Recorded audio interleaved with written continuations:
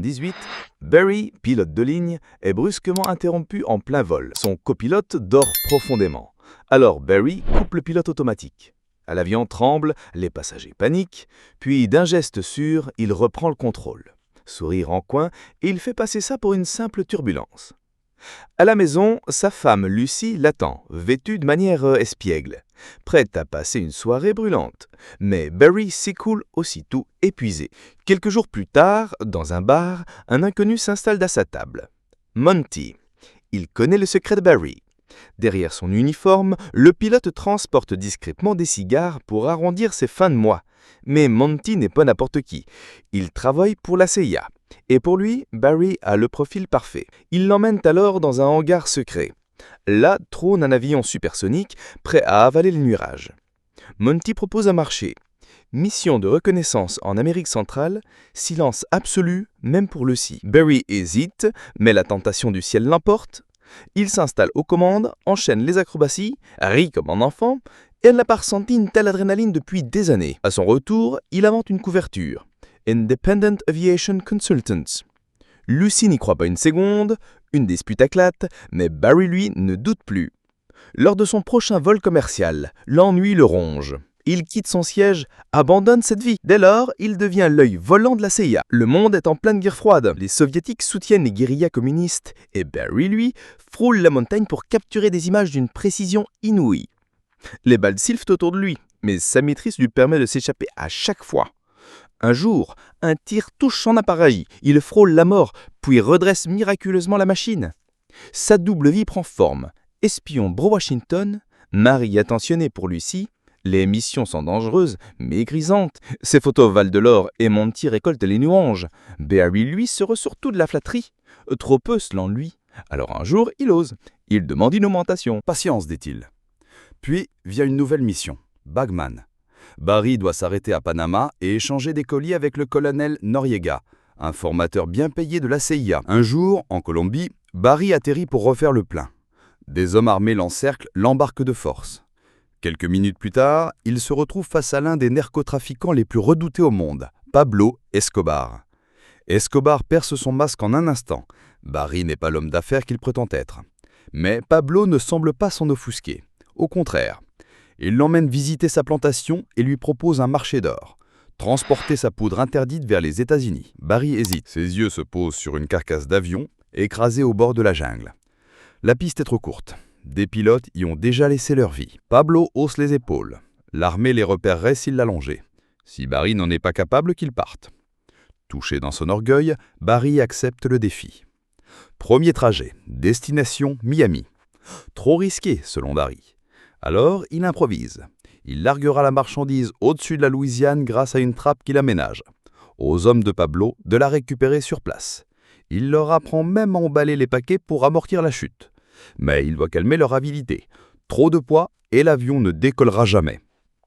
Le soir venu, Barry pousse son appareil au maximum du terrain, prêt à forcer le destin.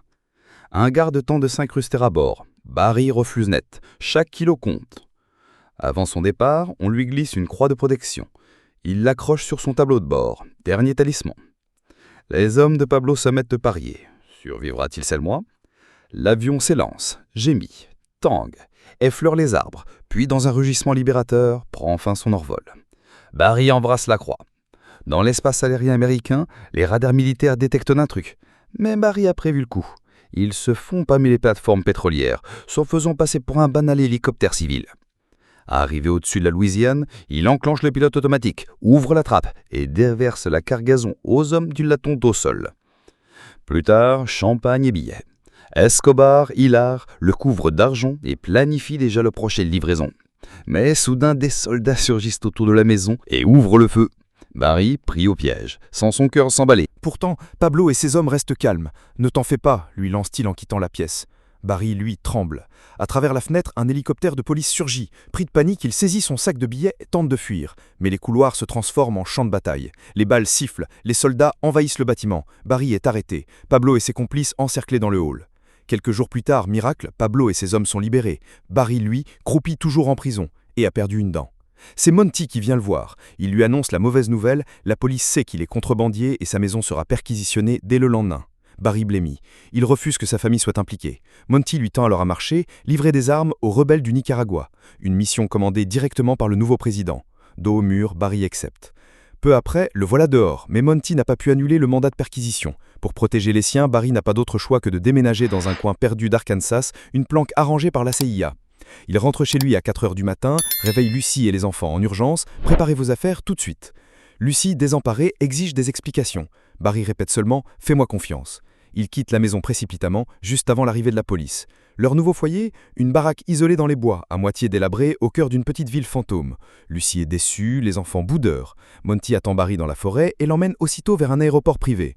Là, il lui révèle que tout le terrain, de la maison jusqu'à cette piste, appartient désormais à Barry. Il lui montre ensuite les caisses d'armes et la carte des routes aériennes. Le couloir de vol sera étroit, truffé de bases militaires ennemies. Mission suicidaire? Peut-être, mais Barry, lui, jubile. Il a son propre aéroport et un sac de cash en prime. Quand il rentre, Lucy explose. Barry finit par craquer, il lui avoue tout. Pour la calmer, il renverse devant elle une montagne de billets. « Achète tout ce que tu veux, protège notre famille », lui dit-il. Mais Lucy reste méfiante, inquiète de plus en plus. Première livraison. Barry se pose en territoire hostile. Les locaux n'en ont que faire des armes. Il dépouille Barry de ses vêtements de luxe et de ses lunettes de soleil. Furieux, il appelle Monty. Réponse glaciale, « Tu dois livrer au bon endroit, au bon moment ». Barry comprend alors la vérité. Ces cargaisons ne sont pas destinées à des soldats aguerris, mais à des civils que la CIA veut transformer en combattants. Pour son prochain voyage, Barry s'équipe d'une batte de baseball pour se défendre et change de stratégie. Avant les armes, il distribue des cadeaux plus séduisants. Magazines coquins, bouteilles d'alcool, de quoi amadouer les rebelles. C'est alors que surgit Pablo Escobar, accompagné de ses hommes. Ils veulent qu'il reprenne ses missions pour eux. Cette fois, Barry a un atout majeur, la carte secrète de la CIA qui lui permet d'éviter tous les radars. Il accepte, ravi. Dès lors, le balai aérien devient mécanique. Départ d'Arkansas, chargement des caisses d'armes, vol discret, contournement des patrouilles grâce à la carte, atterrissage dans le QG de Pablo. Là, les Colombiens gardent une partie de l'arsenal et remplissent l'avion de leur poudre blanche. Ensuite, Barry file vers les camps d'entraînement où la cargaison est transvasée sur des bateaux en direction de Miami. Lui, il en garde quelques sacs qu'il transporte jusqu'en Louisiane en passant par le Panama. Là, le colonel Noriega l'accueille en protecteur, en échange de sa dose personnelle.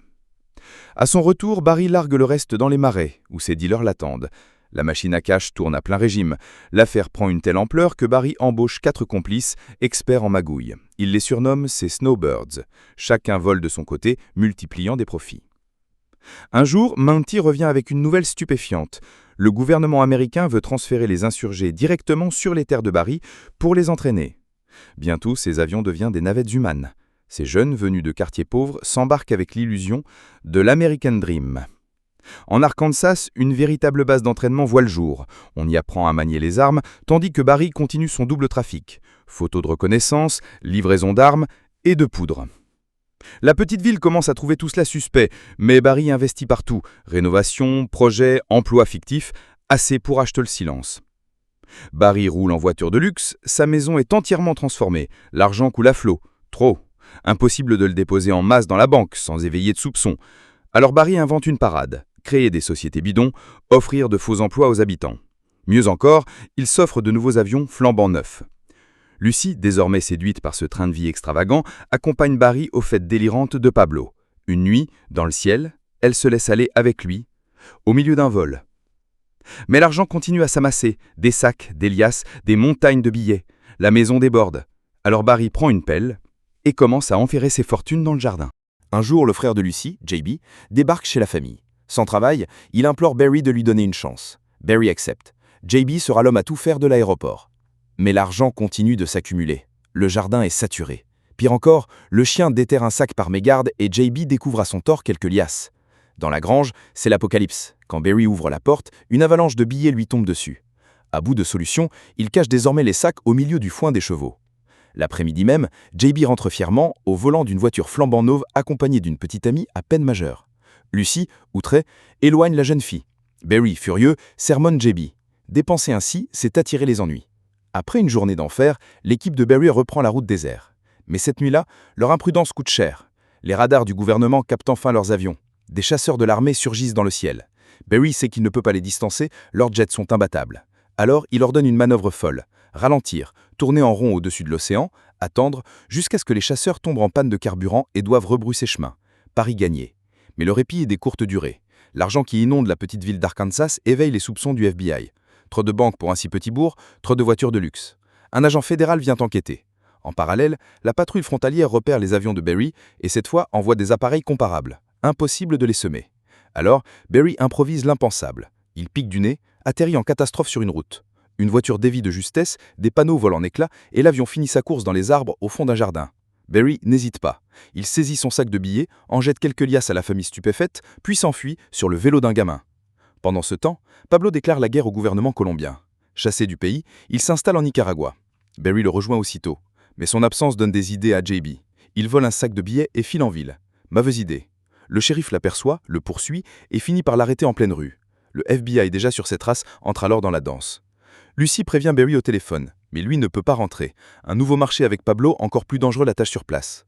Quand il revient enfin, il appelle JB en prison. Une seule consigne, ne dis rien, je m'occupe de tout. Barry contacte Pablo. Il doit suspendre les affaires, régler le problème JB avant tout. Pablo l'interrompt, sûr de lui. Je m'en occupe. Quelques heures plus tard, JB est libre. Barry l'emmène sur une route isolée. Il lui tend une liasse de billets et un passeport. Disparaît. À jamais. Mais JB explose de colère, insulte Lucy et démarre. Barry sort pour défendre sa femme et s'immobilise. Devant lui, la voiture de JB explose en boule de feu. JB n'est plus qu'un souvenir. Barry, sous le choc, pousse les débris dans les bois pour effacer la scène. Peu après, Monty est convoqué par ses supérieurs. La moitié des armes destinées aux rebelles a fini dans les mains des trafiquants. Le verdict tombe. Opération annulée.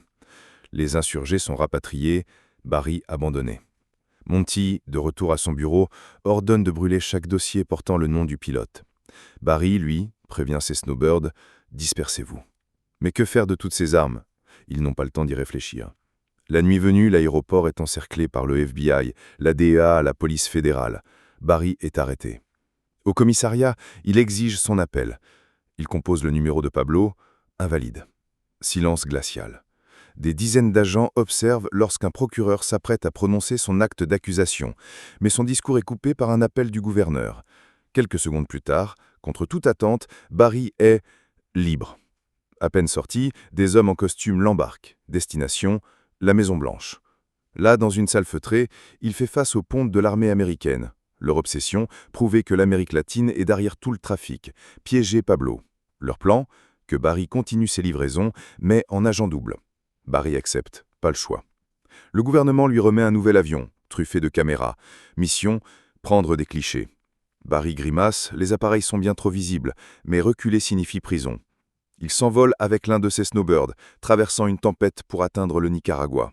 À peine posés, des soldats furieux les encerclent. À genoux, main sur la tête. Un ordre tombe, abattez les gringos. Puis soudain, éclat de rire. Une farce. Pablo n'a rien perdu de son sens cruel du spectacle. Barry, tendu, retrouve Escobar. L'air est lourd, la confiance ébranlée. Mais il trouve les mots justes, rallume l'amitié. La livraison reprend son cours. Et cette fois, chaque instant est immortalisé par les caméras. Les preuves s'accumulent. Quelques semaines plus tard, le gouvernement fanfaronne à la télévision. Victoire contre les trafiquants, proclame l'annonce officielle. Sur l'écran, les photos de Barry défilent, son visage exposé au grand jour. Lucy explose de rage. Pablo et ses hommes, eux, découvrent la trahison. Barry appelle aussitôt ses contacts à Washington. La réponse tombe, glaciale. « Désolé, erreur de publication, mais vous connaissiez les risques. » Ce soir-là, Barry partage un dernier dîner avec sa famille. Il demande à Lucy d'enfiler tous ses bijoux, ainsi les fédéraux ne pourront pas les saisir. Peu après, la maison est envahie par des agents. Coffre vidé, sac confisqué. Barry observe, impuissant, et supplie Lucy de partir avec les enfants, sans lui. Elle refuse, retire ses bijoux en larmes. Barry l'apaise doucement, lui rappelle qu'il sera bientôt en prison. Finalement, elle cède. Lucy et les enfants fuient. Barry, lui, comparaît devant le juge. Le procureur veut l'anéantir, mais la sentence est dérisoire. 1000 heures de travaux d'intérêt général. Barry ressort libre, sous les cris d'indignation du parquet. Libre, mais traqué. Pablo ne pardonne pas. Alors Barry se cache, change de motel chaque nuit. Avant chaque trajet, il filme des cassettes où il raconte sa vérité. À chaque démarrage de voiture, il demande aux passants de s'écarter. Il craint l'explosion fatale. Le soir, il balaie et range dans un centre de l'armée du salut pour remplir sa peine. Un soir, il gare sa voiture. Des silhouettes l'encerclent. Rafale, Barry s'écroule, une balle dans la tête. Le matin, la police retrouve le corps. Le FBI prend aussitôt l'affaire en main pour l'étouffer. Le destin des Snowbirds? L'un est arrêté puis finit pasteur dans l'Alabama. Les autres disparaissent. Monty, lui, grimpe les échelons en proposant une nouvelle folie, faire armer l'Amérique latine par les Iraniens. La CIA continue d'utiliser les avions de Barry jusqu'au crash. Lucy, désormais serveuse dans un fast-food, survit modestement. Mais elle conserve encore quelques bijoux, vestiges d'une vie extravagante. Cette histoire n'est pas une fiction. Barry Seal, abattu dans sa voiture le 19 février 1986, à 46 ans. Un événement qui déclencha l'un des plus grands scandales politico-militaires des États-Unis, l'Irangate.